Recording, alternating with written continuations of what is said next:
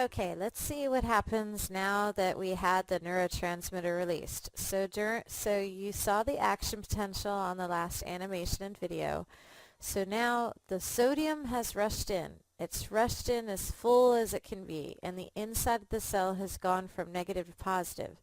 So at the top of the action potential, I believe you saw it in the last video, the Na gates close. But simultaneously, when the Na gates close, the K gate opens. And now the potassium rushes out. And you say, why does the potassium rush out? Well, let's take a look. Okay. So you know that there's two forces involved. Whoops, sorry. So the concentration gradient on sodium is so full inside the cell that it doesn't want to go in anymore. It wants to go out. Okay? And then what about the inside of the neuron? Is it negative anymore? No, it's positive because there's so much sodium on the inside that the inside of the cell is now positive. So again, it's not attracted. So the sodium wants to go out. But the problem is that the sodium gates are shut. The potassium gates are now open. So what about the concentration gradient? Oh, potassium is concentrated on the inside now. So it definitely wants to go out. It needs some elbow room. That cell is way too full.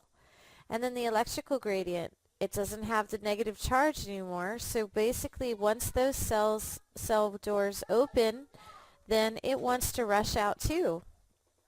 So at the top of the action potential, Na gates close, sodium is trapped on the inside of the cell, and K gates open, and the K wants to go out of the cell. So we have to go over this other principle. It's called the all or none law.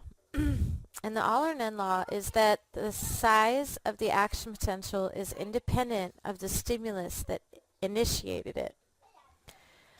So it's kind of like a gun. If I pull the trigger on a gun, let's say I'm mad at you, and I say, you know what, I'm mad at you, I'm going to kill you.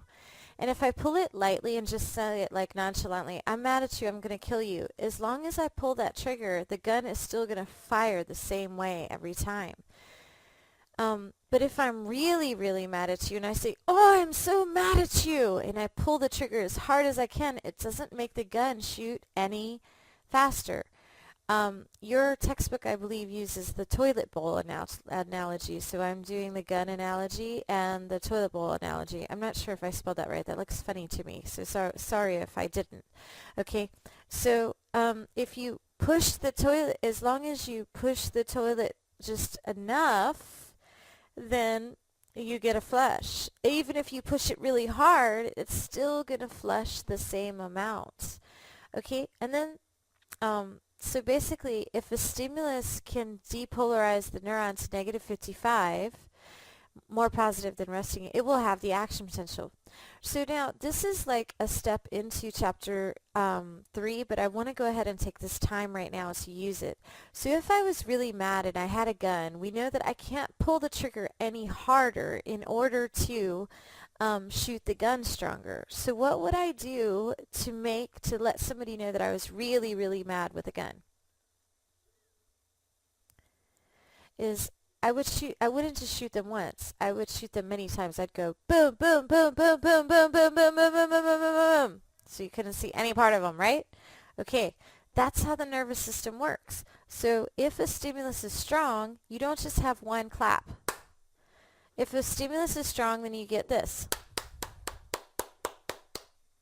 Also, you have to look at another way for me to show that a stimulus is strong is if I could just shoot the gun once, another way that I could show that the stimulus is really strong is I could bring a whole gang of my friends all at once, and we could all port the gun and just shoot.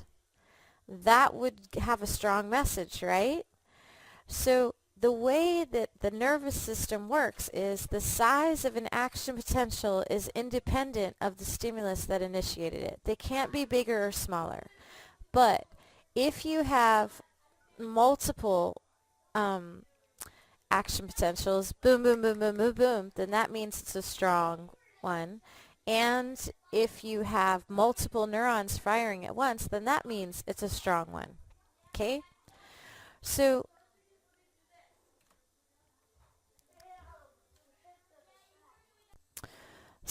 right after a neuron has an action potential, it has something called the absolute refractory period.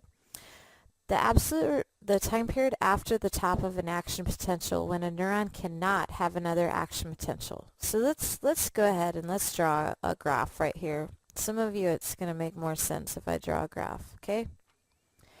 So here's our graph. I'm going to do threshold right here. This dotted line means threshold. Okay, so this would be threshold. Okay. All right. So let's start at resting potential. So this would be negative 70. And this would be negative 55. This is going to be negative 90 down here. And this is going to be positive 30 up here. Okay. So we start at resting potential, and then something happens and it depolarizes, but oh, it doesn't depolarize to threshold. The sodium-potassium pump brought it back. But this time, it depolarizes again. It hit threshold, the sodium rushed in, there we go, it's going to go back down, and then eventually it's going to come to resting potential. Goes up, nope, going to go back down, going to go back down. Going to go back up. No, sodium potassium pump, but then it goes up. Oh, oops, sorry. Hard for me to draw this. That sucks. Okay, that looks very bad. But anyway, here we go. So here we go. This is resting potential. Here it hit threshold. So right here, the Na gates, they opened. Okay? And then here, all the sodium rushed in. This is Na rushes in. Okay, rushes in. And then, so Na, and then, so here, Na gates close. And here, the K gate opens. Okay. Here, the K is rushing out, so this is K rushes out. And while this K is rushing out, this period right from here to here is called the absolute refractory period. It's a time period when the neuron cannot have another action potential. It's like when you flush the toilet, there's a time period that you have to let it fill up, let the bowl fill up with water again before you can flush it again. I had a teacher in school, and I hope this doesn't offend any of you because I don't really know you that well because I can never see you. I'm just sitting here all alone. But anyway, is this teacher in school, he said something that I didn't forget when I was a young college student. He goes, just think of it like a man. You know, he has a action potential, and then there's a time period when he can't get another action potential. So I'll let you just think about that. But then he went on to say, but if you wait just a little bit longer, then he can get another action potential, but it's going to take more work.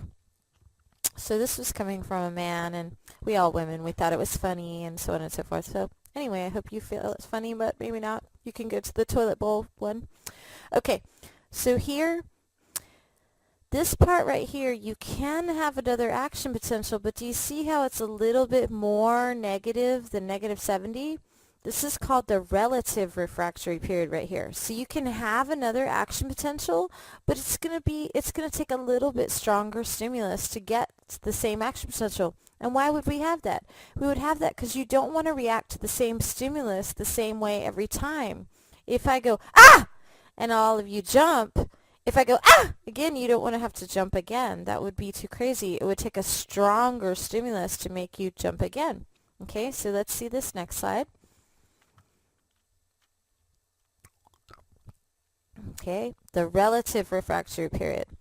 The relative refractory period is the time period after the absolute refractory period when a neuron can have an action potential, but it will take a stronger stimulus. Okay? I'll keep talking because I'm sure you're writing. What happens is something depolarizes the neuron. It hits threshold. At threshold, the gates open. The sodium rushes in. At the top of the action potential, the sodium gates shut. The K gates open. When the K gates open, it goes into this absolute refractory period. It's saying, I can't have another action potential right now. But then slowly the gates are going to close, and the book is ambiguous about that. And it's going to go down into becoming more negative. Instead of a negative 70, like a negative 90, and we're going to find out what the term is for that in just a minute because we have a term for that. And at that time, you can have another action potential, but it's going to take a harder push. It's going to take a stronger stimulus, and that's your relative refractory period. Okay, so hopefully you had enough time to copy that down, but now I'm going to the next one. So I think this is one of our last terms, so I think we're just about done with this action potential, and then all we have to do is one little video clip about saltatory conduction. But we have to add this last term here. It's called hyperpolarization. And what hyperpolarization is when the inside of the cell becomes more negative. You know, I have to tell you guys that I hate drawing with this mouse. It's very difficult, but I don't know how else to do it with the PowerPoint running. Okay, so let's draw this graph again. Okay, so this would be resting potential, and this would be threshold. Okay, so down here it's negative 90. This would be resting potential, negative 70. Then we have this is negative 55, which is threshold. And then we have this up here is positive 30, and this would be kind of the action potential. So what we know is it goes along, and then we've got some activity. Now look, oh, look at that. It went down pretty far. It went down, but then it got brought up. Oh, then it went back up, and then, oh, we hit threshold, and then we're down. See, the neuron is constantly kind of in flux. And that sodium-potassium pump is what's trying to keep it balanced. But when too much K leaves the cell, the cell becomes inhibited. It goes into a state of inhibition. So it's actually harder for you to get a stimulus. So this is a way that I can explain this actually that might make sense for you is a local anesthetic and a general anesthetic. So with a local anesthetic, you apply it to the skin, and then you literally can't feel anything. I mean, you can you can cut with a knife, and the person will not feel it. And the way that the local anesthetic works is it blocks the sodium gates. It just says these gates can't open. It's not going to happen.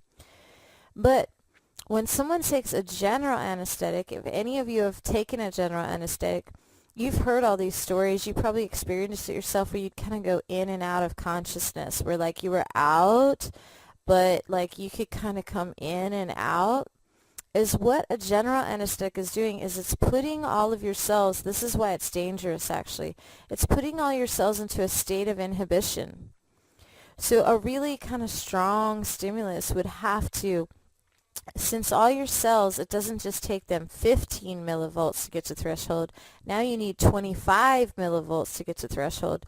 A lot fewer things register. So when a cell is in a state of inhibition, it takes an extremely strong stimulus to like really make a person react.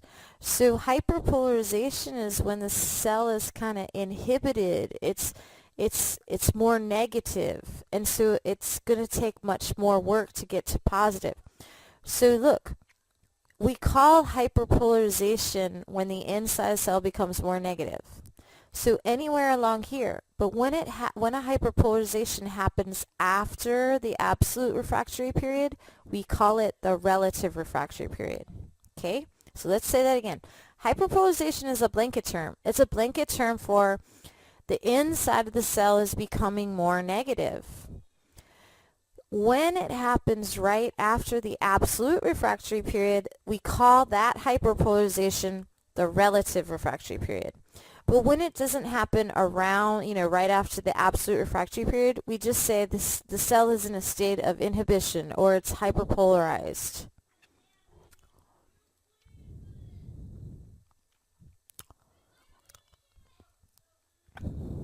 Okay.